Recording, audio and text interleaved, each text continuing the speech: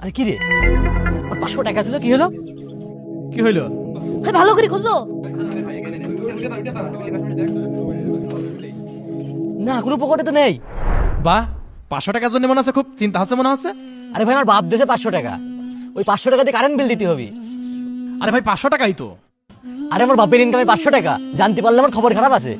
বারে মানুষ, নিজের বাপের কামাইয়ের 500 টাকা হারাই গেছে বলে আরাম ছটফট করছিস। আর ওই লোকটা যে ভুল করে 10,000 টাকা দিয়েছে, ওই লোকটার কত বড় ক্ষতি হচ্ছে বুঝতে পারছিস কিছু? এ ভাই, তুই জ্ঞান দিস নি তো, এই খোঁজ তো দেখতে আছে নাকি? আমার কথা এক কান্দে শুনছে আর এক কান্দে বাড়ি করছে। এই না না, এখানে নেই, চল তো দেখেন তাহলে মনে যায়। আরে ভাই থাম, 500 টাকার জন্য আরাম ছটফট করছিস কে? এই দাঁড়া, আমি যাবো। এই দাঁড়া। এই নাম নাম নাম, এই জায়গায় তো আশেপাশে আছে, ভালো করে খোঁজ। আরে ভাই নাম তুই দে, খুঁজতেছি, এত অধৈর্য হইস নে। এই 500 টাকা হারা গেছে, এই কথা আমার বাপ জানো, মেরেই ফেলবি নি।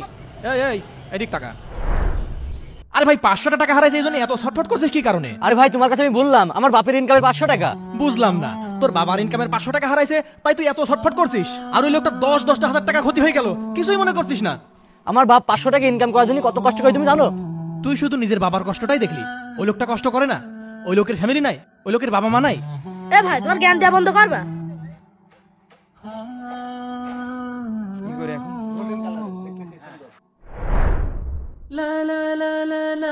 ভাই আপনি ভাই, আপনি ভুল করে আমার বিকাশে 10,000 টাকা থেকে 20,000 টাকা দিয়ে দিছি, সেই টাকাই ফেরত দিতে আসলাম। ভাই আমি আপনারই অপেক্ষা করছিলাম, আর একটু হলেই তো আমি চিন্তায় হার্ট অ্যাটাক করতাম। ভাই আপনি যে টাকা দেওয়ার জন্য ফিরে আইছেন, আপনি জানেন না আজকে আপনি আমার কত বড় উপকার করলেন। আজকে আপনি ফিরে না আসলে দোকান মালিক আমার এই মাসের বেতন দিত না, অথচ এই বেতনের টাকার উপরে আমার সংসার নির্ভর করে। আমি আপনার নাম্বারে 10,000 টাকা ক্যাশ আউট করে দিচ্ছি। হ্যাঁ ভাই, এই নাম্বারে দিয়ে দেন। ভাই দেখেন গেছে। ভাই আইছেন। ওয়ালাইকুম আসসালাম। কতই না ভালো হতো আমরা সকলে যদি এমন হতাম। ভিডিওটি মন ছুঁয়ে গেলে অবশ্যই শেয়ার করবেন।